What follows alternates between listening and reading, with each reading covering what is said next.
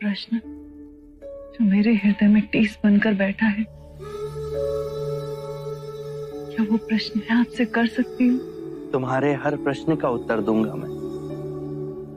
आप केवल ये बताइए कि आपने इतना सब किया, मन में कष्ट भोगे,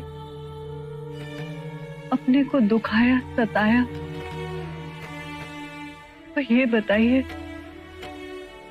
कि आप यहाँ इसी संसार में रहकर संबोधि का मार्ग नहीं पा सकते थे?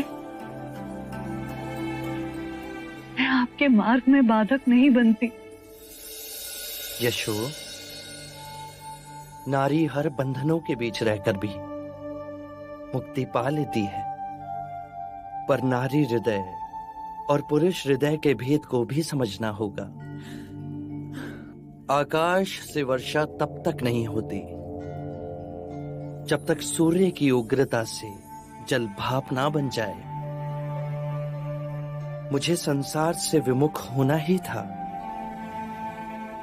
तब से इस शरीर को जलाना ही था, अपने अंतर के मारा को पराजित करना ही था,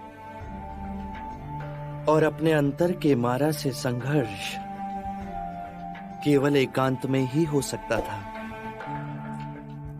उसे पराजित करना मेरे जीवन और मरण का प्रश्न था, और अपने अंतर के मारा से मुक्ति पा मुझे संबोधि का मार्ग प्राप्त हुआ। ये परम ज्ञान अब केवल मेरा नहीं, जन जन का है। अर्थात अब आप मेरे और राहुल के सौभाग्य में नहीं। यशो, यदि तुम दोनों का ही दुख दूर करूं, तो इस संसार की असंख्य पीड़ित आत्माओं का क्या होगा? ये सारा संसार ही मेरा हो चला है।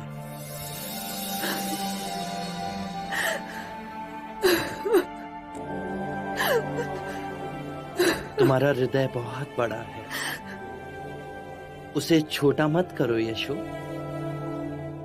बुद्ध दीपांकर के आशीर्वाद से हम दोनों जन्मों से जुड़े हैं। इस जन्म में तुम्हारे साथ तुम्हारी सहनशीलता, तुम्हारे धीरज के कारण ही मैं संबोधि को प्राप्त हुआ।